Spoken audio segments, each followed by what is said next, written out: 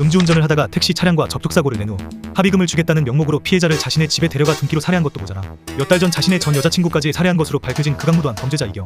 관상은 과학이라고. 1991년 파주에서 태어나 자란 이경은 학창시절부터 거짓말을 밥 먹듯이 하였다고 한다. 실제 그의 동창은 어디까지가 진짜고 어디까지가 거짓인지 알 수 없는 거짓말이 반복돼 친구들과 멀어졌다. 리플리 증후군 같은 게 있었던 것 같다라고 진술하였는데, 이처럼 인생 자체가 거짓인 이경은 성인이 된 후에도 자신을 건물주의 손자라고 주장하며 주변 지인들에게 사업가 행세를 하거나 재력을 과시했으며, 일용직에 종사할 당시 동료들에게 자신을 이라크 파병군인 출신으로 건설업체 대표이자 인력사무소 사장 아들이라고 소개했다고 한다.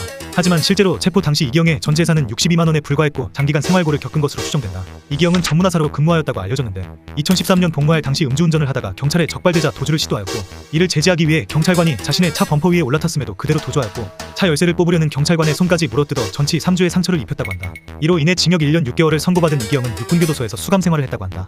하지만 정신을 못 차린 이경은 2018년 또다시 음주운전을 저질러 집행유예를 받았고, 2019년 11월 불과 1년 만에 같은 혐의로 적발되어 징역 1년을 선고받게 된다. 2022년 12월 20일 이경은 고양시에서 현재 여자친구와 부모를 만나 술을 마신 뒤 여자친구의 만류에도 불구하고 술에 취한 채 또다시 핸들을 잡게 되었고, 얼마 못 가 택시와 접촉사고를 내게 된 이경은 합의금을 준다는 명목으로 택시기사를 자신의 집으로 유인한 뒤 둔기로 때려 살해한 것이다. 피해자를 살해한 뒤 자신의 집 옷장 속에 시신을 유기한 이경은 피해자의 신용카드로 수천만 원 가량의 대출을 받고 수백만 원에 달하는 고가의 커플링을 사는 후 호화 생활을 하던 중 고양이 사료를 찾기 위해 집안을 뒤지던 여자친구에 의해 피해자의 시신이 발견되면서 사건의 전말이 밝혀지게 된다. 이후 조사 과정에서 이경이 거주하던 아파트와 이경의 휴대폰이 이경의 소유가 아닌 점을 수상하게 여긴 경찰관의 추궁 끝에 이경은 택시기사뿐만 아니라 전 여자친구도 이미 8월에 살해한 것으로 밝혀지게 된다. 이경은 현재 전 여자친구의 시신 유기 장소에 대한 진술을 번복하며 수사에 혼선을 주고 있다는데, 그냥 존나 패서 알아내는 게 어떨까 싶다.